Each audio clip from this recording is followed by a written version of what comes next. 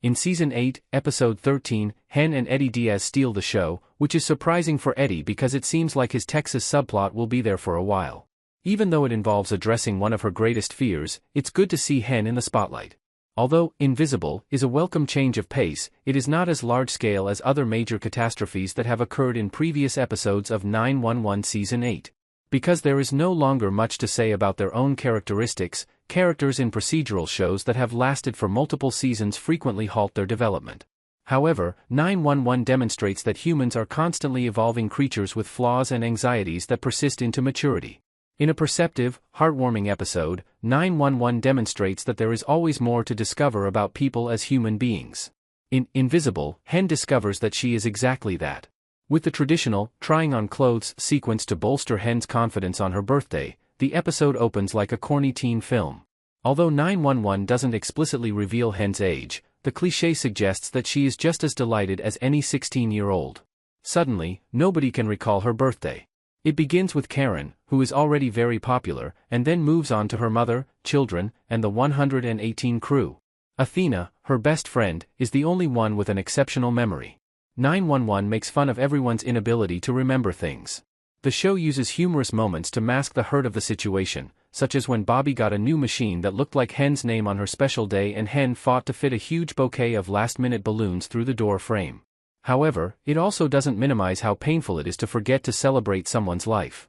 Hen's dissatisfaction is compared to a teenager who is disappointed that they were not able to have the automobile or sweet 16 party of their dreams. Since she would be the first to raise the banner and light the candles on anyone else's birthday, Hen's experience of feeling invisible and misunderstood is all the more painful. The small things that 911 provides in the Invisible story are what make people feel seen, even when they might not mean much to others. Back in Texas, Eddie is also feeling like a brick wall to his family. For some time, it's been frustrating to watch Eddie be a doormat that his parents step over, but it's also understandable why it's so hard for him to stand up for himself. His kid Christopher is in a precarious situation.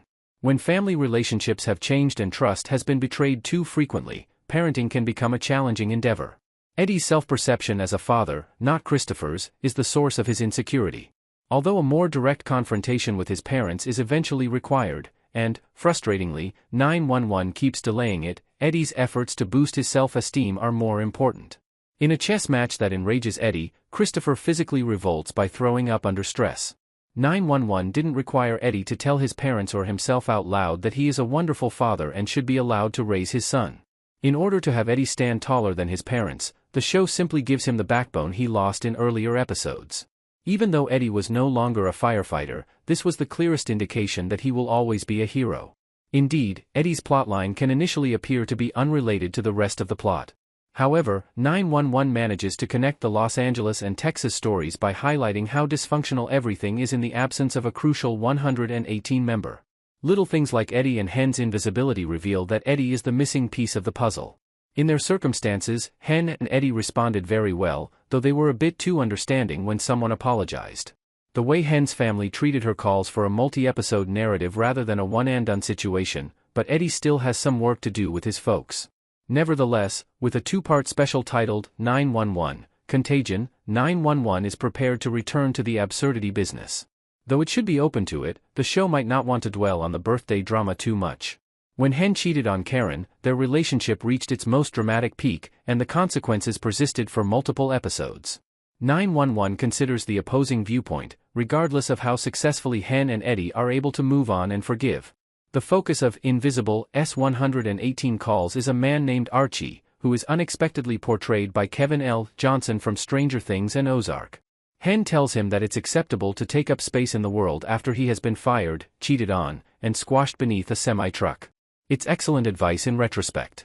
However, Archie takes it very personally when he stabs one of the football fans who unintentionally ran into him in the street and takes a bus hostage in retaliation. In the big picture, Archie's overall situation seems a little troublesome because it feels like a Joker crossover. Archie has a right to be upset about the odds against him, but Hen is not at fault for misinterpreting her counsel. 911 portrays him as a sensitive person who was simply overstimulated, but let's not forget that Eddie has recently seen a run of poor luck and isn't robbing people. But it's good to contrast Eddie's sensible responses to being abandoned with Archie's exaggerated attitude to Hen.